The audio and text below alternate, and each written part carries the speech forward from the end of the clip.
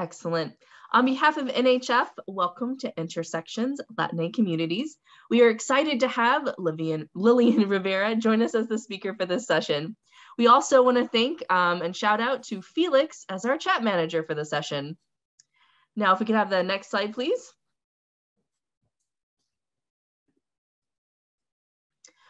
My name is Natalia Winberry, Manager of Education at the National Hemophilia Foundation, and I just wanted to give you a couple of tips about getting the most out of this session. Use the chat box to write in questions or comments.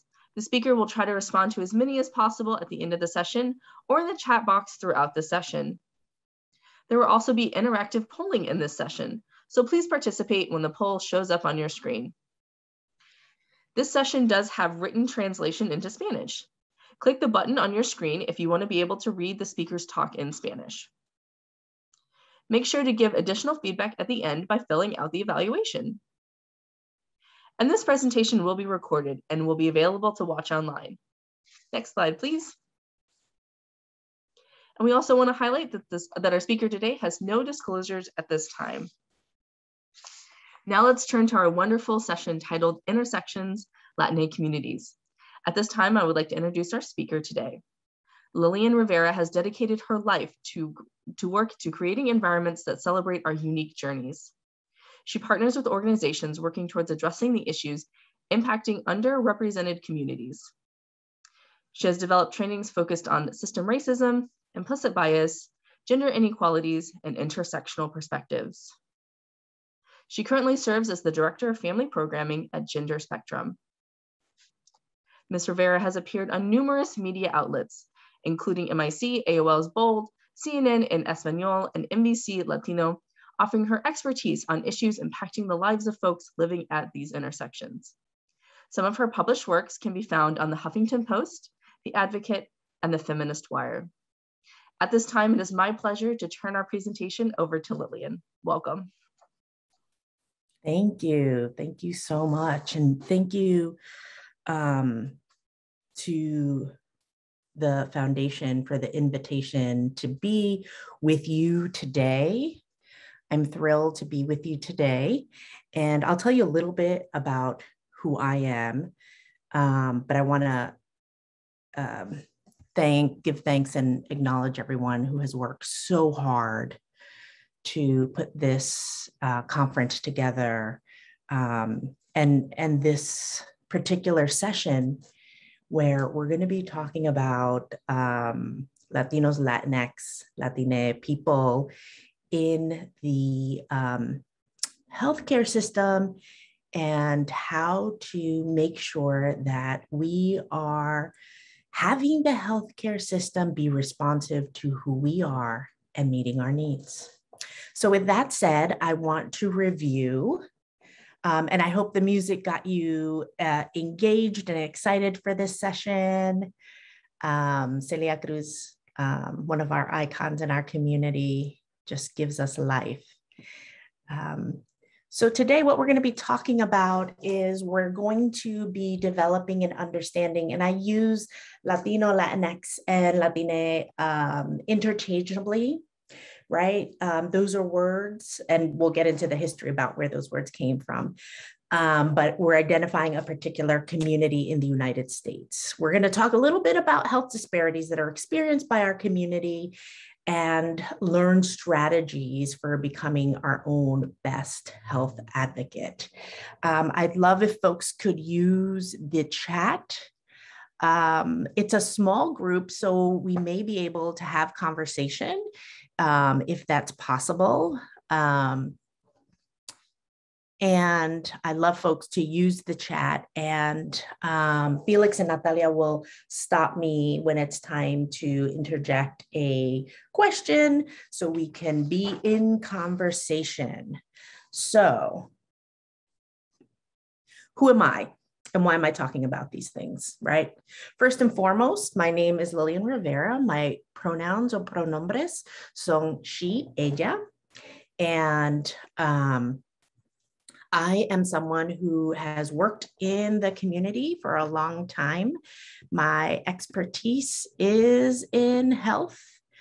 and health disparities with specifically communities of color, LGBT communities, and other underrepresented communities. I hail from New Jersey, and my people are from the island of Puerto Rico. So it makes me first generation, because I was born in the United States, Latina, and I'm also a mom, right?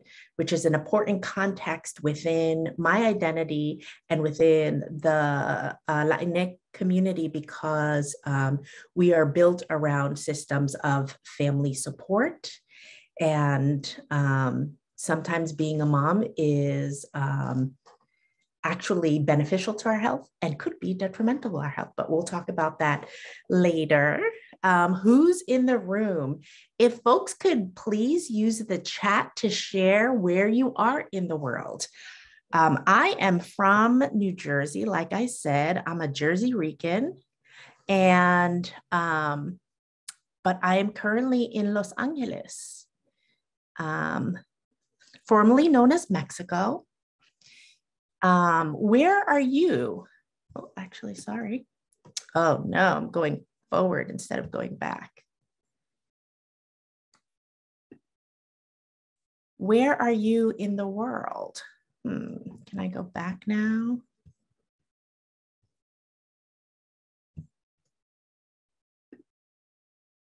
Colombiano, living in New Jersey here. Anybody else? Anybody else? Who else is in the room? In Nevada. Colombiano living in New York. Gringo living in Ohio. Thanks for being here. Oakland is represented. Atlanta is represented. Who else? Who else is in the room? Anyone else? Well, thank you all for being here. And I'm trying to figure out how to get back because we're in the wrong place. There we are. Thank you. Okay. No, we're actually in the wrong place still. Give me 1 second, folks. Okay, there we are. All right. So we have 10 participants so far, 5 attendees. Anybody else in the attendees group want to share where they are in the world?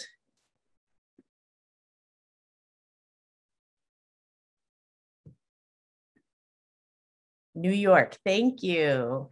Okay, so we have a cross section of the country represented. And the reason that I asked that question is because the experiences of Latinx people in the United States are unique. We are primarily focused in the Southwest. That's where our largest representation is. And then the Northeast corridor. That's where most of us live. And it makes sense given how immigration works in our country and how people come to the United States. Usually people come to the United States through kin networks, right? So I come to the United States and I settle wherever I settle. I settle in Arizona. I'm more likely to bring family with me to Arizona, right? And that's how communities are built and that's how communities are developed. So if we go to our next slide, who are we talking about when we're talking about Latino, Latinx communities? Who are we? So this term is a term used only in the United States, right? Why? Because in Latin America, we just are of the origin of the country that we come from, right? Ecuadorians don't say I'm Latino, Latinx, right? They say I'm Ecuadorian. So this is a particular racialized category that was developed to contextualize the lives of people who have immigrated from specific colonized countries by Spain, right? And Portugal. Not all the Portuguese countries, but Brazil, right? So we're talking about this community. We're talking about Spanish-speaking countries that were colonized by Spain that have come to the United States. This has no value or context within these countries, right? This has a value within the United States. Now, we often have folks call us Latino, Latine, Latinx, Hispanic. Like, we have a lot of categories that we fall under, right? And that's because we have a lot of names. No, kidding, just kidding. We like a lot of names. We like a lot of identities. But this is, and I say it's a racialized category because of the context of immigration within the United States and the context of race within the United States. But in actuality, the Latinx community is representative of all racial categories, right? I can be Black and be Costa Rican. I could be identify as white and be from Guatemala, right? All of those are actual truth and important. Now, the caveat here, when thinking about healthcare and this community and this category, right? There are lots of folks that are missing. So this category was built upon colonization by Spain and Portugal to Spanish-speaking folks who come to the United States. Now, there's a segment of that population, for instance, folks who come from Mexico, from Peru, from Honduras, that do not speak Spanish, right? They have indigenous languages that are spoken by the community and are important. So it's important for us to think about, when we're thinking about healthcare, that Spanish is not the only language spoken by folks from these countries, right? That there are languages, and when we think about strategies to engaging folks, one of the big sort of recommendations that people put out is have Spanish speakers. Well, another recommendation that I would offer folks is have Spanish, first of all, know the community, right? Second of all, have Spanish speakers and have speakers of indigenous languages from these countries, depending on the community that you're working on. Now, Hispanic includes Spain, folks from Spain, and I would even offer folks from Portugal, but does not include Brazil, right? And the Brazilian experience in the United States is unique, right? And they don't speak Spanish, they speak Portuguese, right? So this is who we're talking about. And why is this community so important? I will tell you why they're so important after we do a little poll. So when thinking about who this community is and our engagement in healthcare, I have a couple questions that I'd love to hear your responses to and feedback. And we can roll those polls. And our first one is,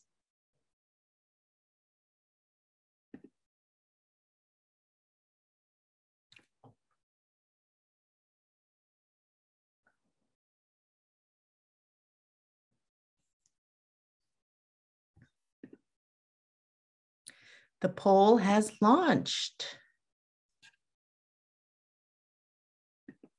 Oh, I'm sorry, I did it again. Darn it. Yeah. I do apologize.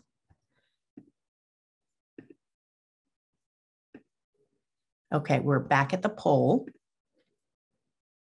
And the statement number one is, medical providers I see are the experts in my health. Now, this is a personal reflection, right? And if everyone has completed the poll, we'll close it and we'll see what the response was for statement number one. Medical providers I see are experts in my health. True or false? And how did folks respond to this question? I'll go ahead and jump in because I'm not sure if you can see the poll or not. But we have, for the first question, 67% felt that that was true, and 33% felt that that was false. Excellent. And for the folks who answered 23% false, are there any thoughts that folks can throw into the chat clarifying why aren't medical providers the experts in my health? Any thoughts about that? Keep thinking about it.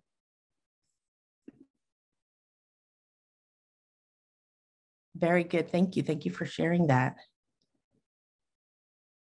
Okay, keep thinking about why medical providers may not be the experts in your health. Now we're going to talk about, now we're going to launch the second poll. And the second poll says, I feel confident in disagreeing with any treatment plan developed by my medical providers. True or false? I feel confident. And that poll has launched. In disagreeing with any treatment plan developed by medical providers, I can say, no, I don't think this is right on. True or false?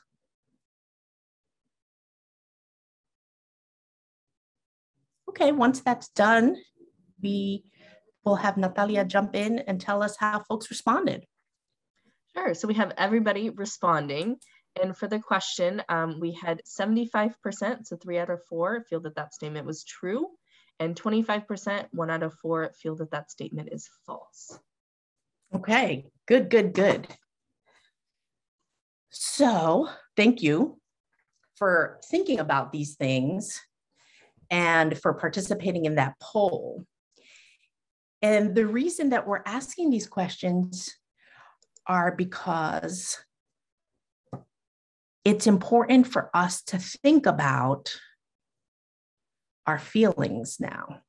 First and foremost, how I feel when I engage in healthcare. Do I feel that my providers have all the answers, right? Do I feel confident in saying, no, I don't think this treatment plan is for me? One of our participants said, none of my providers are not from my community. I spend a lot of time explaining home remedies, types of food we cook, the stress level that's unique to our communities, right? That's really important cultural context, because if I think that I have pneumonia and that this this fixed vapor rub is going to cure the pneumonia, right? And that's a very truly held value and belief. I may not be able to get the treatment that I need. So these are really, really important that we're understanding and grounding what are the belief systems of communities and how do we understand and intervene in healthcare in ways that can impact, right? There are also spiritual and religious practices that are incredibly important to our community, and they are not sort of separate from our healthcare, but they inform our healthcare. If I believe that this particular practice, whatever it would be, can impact my health in a positive way, how do I, as a healthcare provider, leverage that practice in order to support your health and well-being, right? So when we talk about belief systems, because the Latina community is very entrenched in a belief system that may be aligned with Western medicine or may not be aligned with Western medicine, regardless of colonization, it's important that, that we are knowledgeable about these belief systems and that we're able to not eradicate those belief systems, but align ourselves and leverage them for the health of our patient, right? because that's what colonialism does, right? It wants to come in and change how communities work when they have been in existence for many, decades, hundreds of millennia. So if this practice is something that people believe in and have survived with it, how do I leverage it with what I do have, right? It's not a either or, it's an and, right? How do we do this together? So what do we see in terms of engagement in healthcare with Latinx communities? And what are we facing as healthcare providers, right? So we're a significant portion of the population. And with the just trickling of the new census information, we are going to be the majority pretty soon, right? In a couple decades, Latinx people are going to be the majority in the United States. So that's really, really important that there are huge numbers of us. The majority of us are first or second generation. Now, some of the challenges are that we are twice as likely as our white counterparts to live in poverty. And we know how poverty equates health outcomes, right? 25% are uninsured. Now, this is important because it went from 40% to 25% after ACA, right? Which is good that people are getting insured because of ACA. And the piece that's really important is, will this translate to engagement in healthcare? People having insurance and engaging in healthcare, two separate issues, right?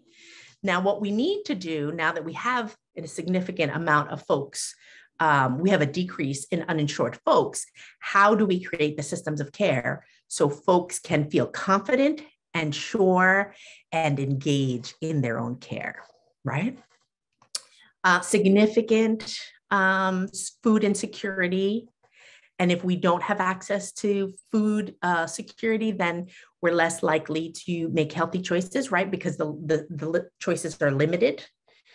And then something that our community battles intensely with is diabetes, right? When you have half of the population developing diabetes, that's a significant health issue. And this is seen even more in the Mexican community, right? In the Puerto Rican community, for instance, we see high levels of mortality around childbearing.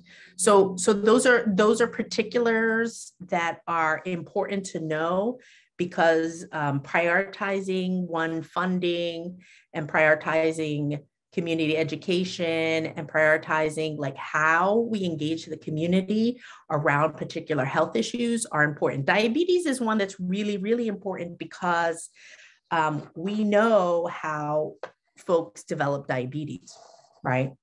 And for the most part, it is lack of physical activity and diet. And when diet is something that is not only sustains us, but it's also cultural, right? What we eat is a direct connection to our roots, our ancestry, our country of origin. It's really difficult for people to say, no, I'm not going to have this, or I'm not going to have that, because there's a connection to the homeland, right? Or ancestry. And so it's important that when we think about health issues that are impacted by things like diet, that we're being creative and we're having folks develop options that are attractive to the community, and that the community can get, make some sort of sense about what that means. Latina people suffer from higher rates of hypertension, and it's not necessarily higher rates of hypertension. It's really about poorly managed hypertension, and that's probably connected to as well to diet, right? And a higher prevalence of chronic kidney disease and cirrhosis. And all of these are not because we have different bodies than anybody, right? Because we represent all races, but that we have a unique experience in the United States. And that's where our health challenges are rooted. So what are some of those challenges? Why? Why these disparities for us, right? So there's something called social determinants, right? Social determinants impact our context, impacts our health outcomes, right? If I live in a food desert and I do not have access or do not have the education to build my understanding of how food impacts my body or how food could be medicine for my body, right? I'm not going to have the ability to make those. And if I'm living in poverty and food insecurity, then what's accessible to me is going to be whatever I need to get for survival, right? And I think for Latin communities in the United States, survival is first and foremost. Our coming to this country, for some of us, means risking our lives, right? And if I'm going to risk my life to get into a country, my priority is not necessarily going to be the lard used to cook my beans, right? Like that's going to actually be a pleasure, right? As I navigate a country, maybe without documents, right? Being undocumented. So environmental issues impact our experiences if we're coming into this country and we don't have resources and we're living in a poor community and there happens to be mold in the facility that I live in and no one to like go to get this changed, that impacts our health, right? We see high rates of asthma in our community. Not being insured will also be a barrier to engagement in healthcare. And, you know, education level. Our education level depends on so many things. And for the most part, our education level depends on our economic status. And it's hard to parse out one from the other because one informs the other and together they impact health, right? So if, for instance, California has made the decision to make lunch available to all children across the state, that is a health promoting activity at the system level, right? That's going to reduce food insecurity and access for children to allow them to be able to focus within education, to keep them in school, to be able to succeed, right? So I think sometimes we think of health issues at the individual level, but where we should be thinking about health issues are at the systemic level. Because when we eliminate systemic barriers such as poverty and access to education and the additional support that people have been getting through COVID, for instance, on EBT cards, all of those things are radically impacting health outcomes for children. So when we think about things, it's important for us to think about those things. So in terms of the political, you have folks, managing racism, right? And racism shows up in lots and lots of ways. And there's a clear connection with health outcomes. Access to healthcare. If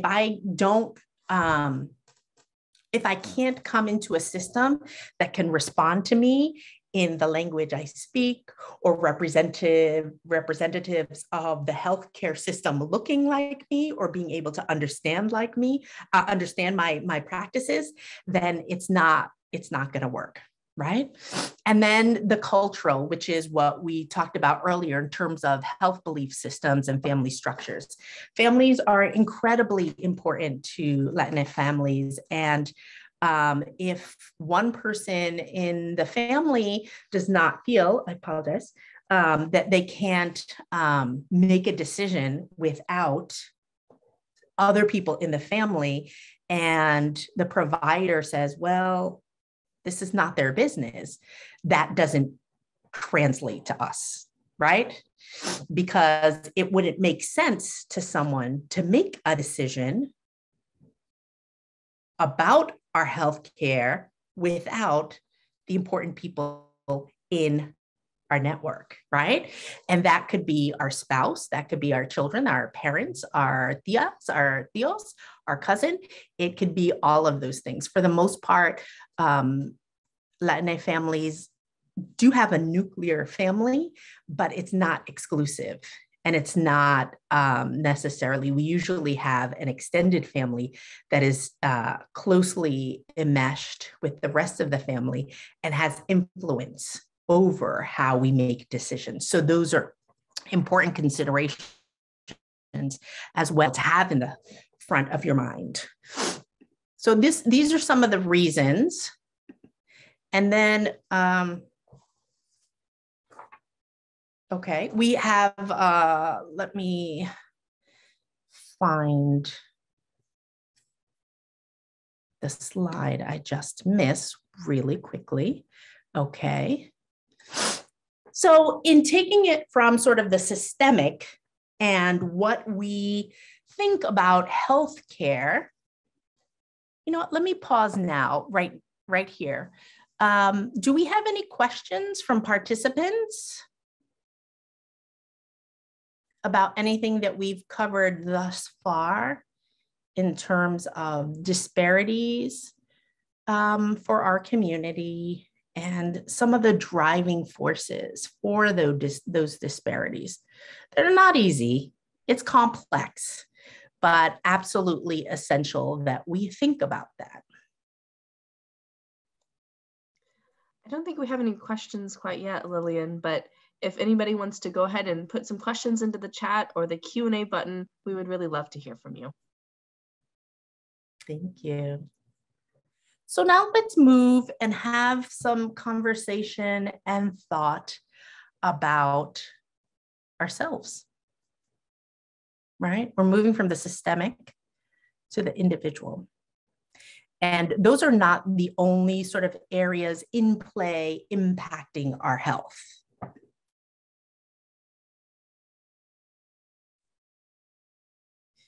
Have you seen other states or areas around the US that have started to integrate more focus on disparities, especially for our children? I just read yesterday, was it Maine?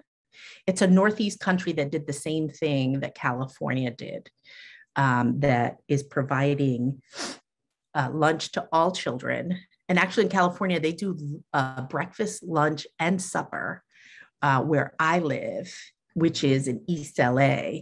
And it is a predominantly Mexican, Central American area.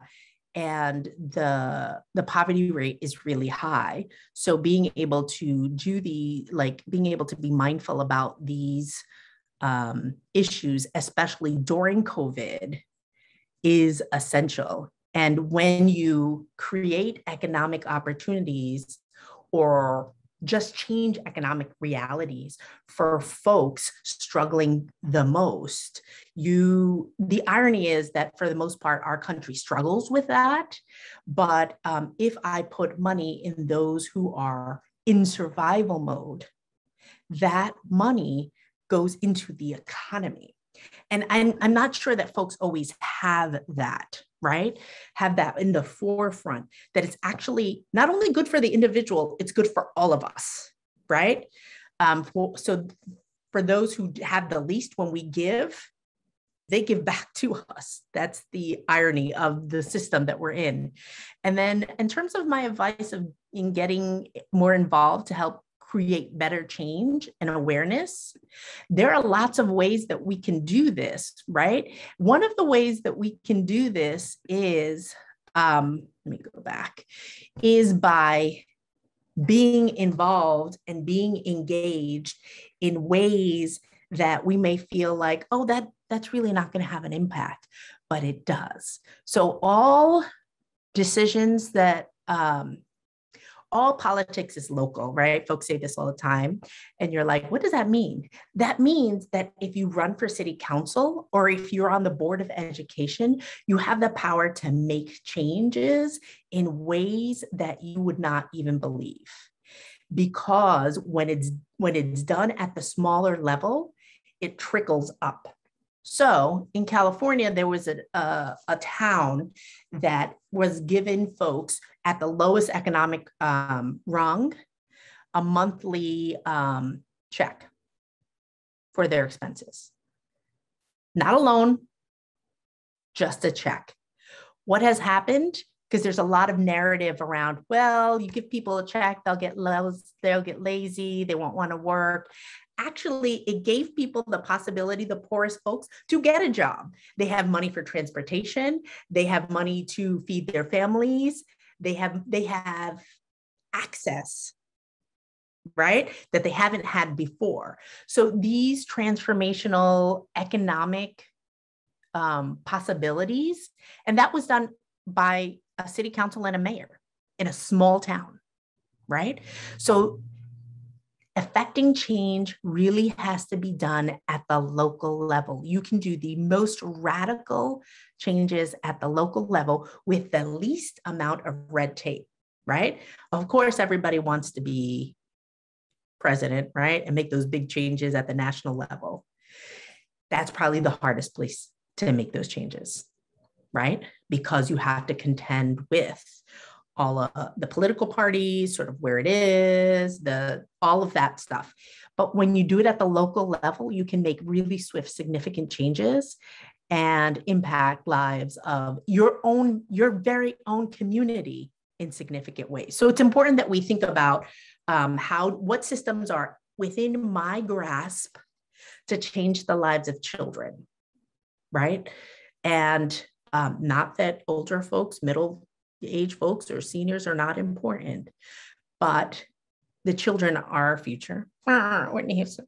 No, but I just wanted to sort of ground us in thinking about what the possibility is for tomorrow. And the possibility for tomorrow is healthy children who are not dealing with diabetes, who are educated, who have access to education, right? Who can continue to build equitable societies for all of us, right? And if they can do that and I pour into them, when I'm a senior citizen, they're in charge, I'm going to be taken care of because they're going to say, oh, we need to take care of our seniors, right?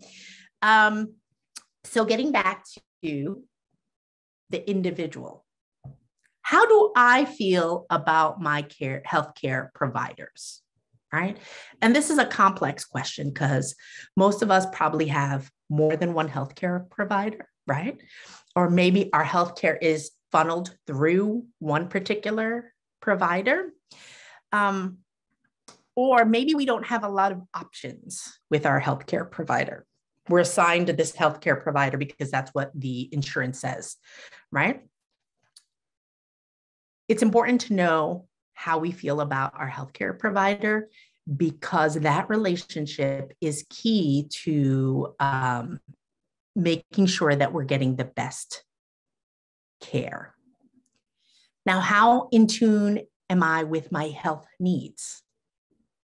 Right? In a capitalist society where we are conditioned to go, work, how much time do we have to say, what's going on with me?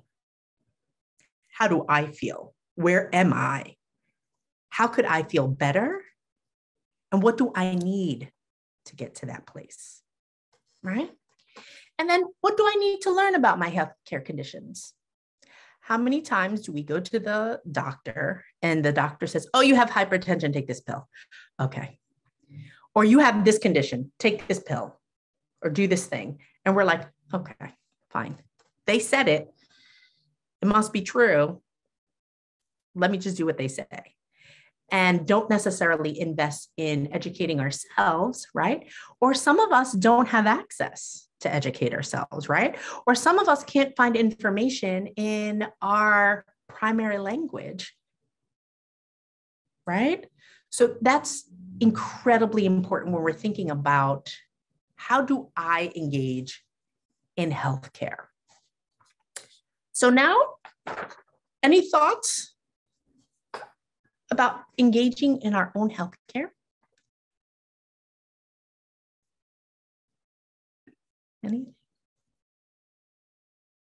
Okay. We're going to move on and we're going to think about strategies. So we talked about who this community is, how we being impacted with our health, right, in this country. We talked a little bit about how we feel about healthcare. And now we're going to talk about how do you become and help your clients or your patients to become their own best health advocate, right? So from a few different perspectives, do your research. Now, if you're working with the Latinx community, do your research, know who you're talking to, right?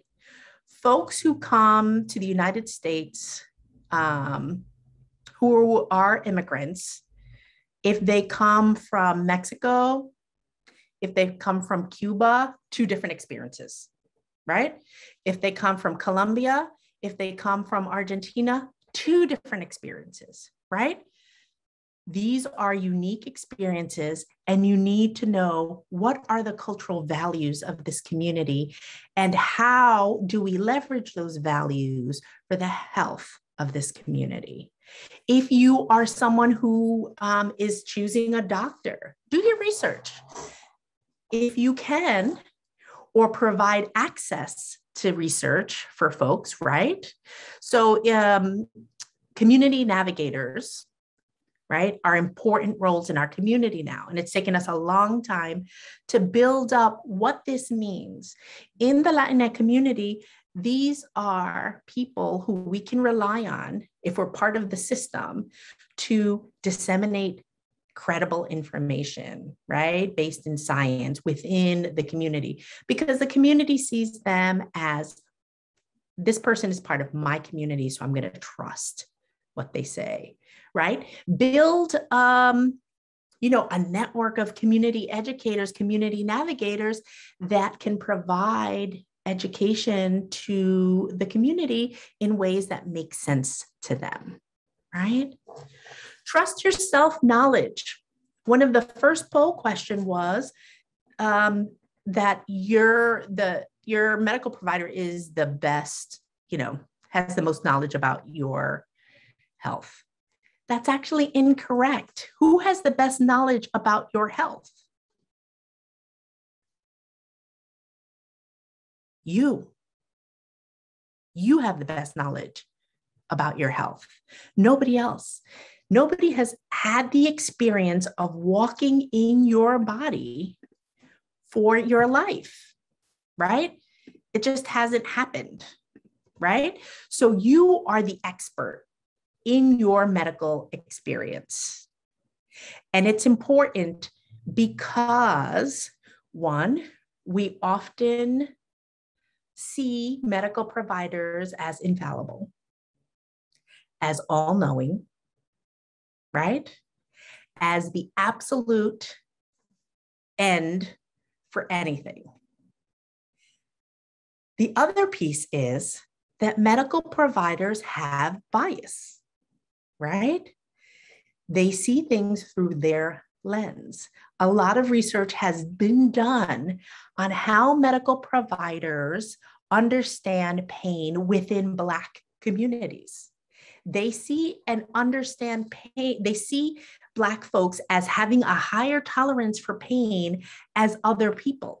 So Afro-Latinas who go to a healthcare provider may say, I have this pain, and they may get aspirin for their pain. Why? Because the healthcare provider has been conditioned to understand Black people as having a high tolerance for pain, which is rooted in history of slavery, right? And not listen. That's why the mortality rate is so high among pregnant Black women, right? This is a problem in our country. So this is why. So I'm sure there are implicit bias that informs how medical providers engage with the community. So it's important that we're saying, no, this pain is real, right? You are not taking me seriously. And I need you to do this, this, this, and this, right? So it's important to be prepared when we're engaging in healthcare, that we know the questions that we're going to ask, that we know. We had a comment in the, it's a challenge finding providers from our community that are even bilingual. And when we find them, they tend to be at full capacity. Absolutely. So we're totally underrepresented in the healthcare field, right? It just 5.8% of physicians identify as Latino, Latinx, Latine. 5%. That's huge, right? And it's really important that we understand that cultural responses, you either have them because you were raised in that culture, or you have to do a lot of work because you weren't raised in that culture, right? And do that work. So it's important to ask for clarifications until you understand, right? Not until they feel they have explained it enough, until you have the understanding that you need to feel confident in whatever the conversation is. Remember, you are a consumer. Money equals power in a capitalist society, right? If a doctor or a physician or any healthcare provider is not providing the quality of care that you need, we can say, I'm going somewhere else. We have that power, right? All healthcare systems have patient advocates. Know who that person is and say to them, file a complaint with them, ask them to attend an appointment with you. All of these are powerful things to use. Find accommodations. It's your right. If you feel that you're not understanding what the physician or the healthcare provider is saying because they're not speaking in Spanish, ask for a translator, or speaking in another language, ask for a translator. And always remember, you can get a second, a third, a fourth opinion, right? This is your health. You are at the center of it. You and only you are the best at knowing what's happening. Make sure that you get what you need. And you have to practice this. If you're not used to doing this, you have to practice this, right? Being able to say, no, I disagree. I want to do something different. Now, I know we're getting short on time. I wanted to be sure that we spend some time providing space for any questions that folks may have. So if anybody is able to put a question into the chat or to click on that Q&A button at the bottom of your screen, we would love very much to hear from you. Please share. We have only a couple minutes to do some Q&A. But I actually had a question, if you wouldn't mind, Lillian. Oh wait, we'll take John's question first. Are there any websites that you would recommend to learn more? Yeah, the CDC does some good work on this in terms of the minority health. The Office of Minority Health within Health and Human Services has a great website, as does Latino organization. So what used to be called LULAC is a great site for health information specifically for Latinx communities. Yeah, those are the ones that I'd share off the top of my head. Awesome, thank you. And then my other question, oh gosh, we have like a minute, but I was gonna ask, just kind of within the pandemic, how has some of this shifted? I mean, we've like second year into a pandemic. Is there any kind of tips or other things that you could offer our community that's listening today? Yeah, I would say the pandemic has impacted us with disproportionate rates of death and illness, and an increase in limited access to food. So I would say, think about how we pour resources into the community to make sure that families are staying fed. And then the next issue that's going to be a big, big issue for us is homelessness, because the moratorium on rent has been lifted through courts. I think that came down yesterday.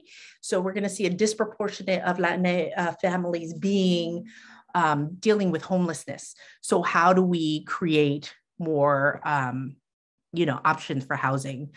We have a question about community navigators.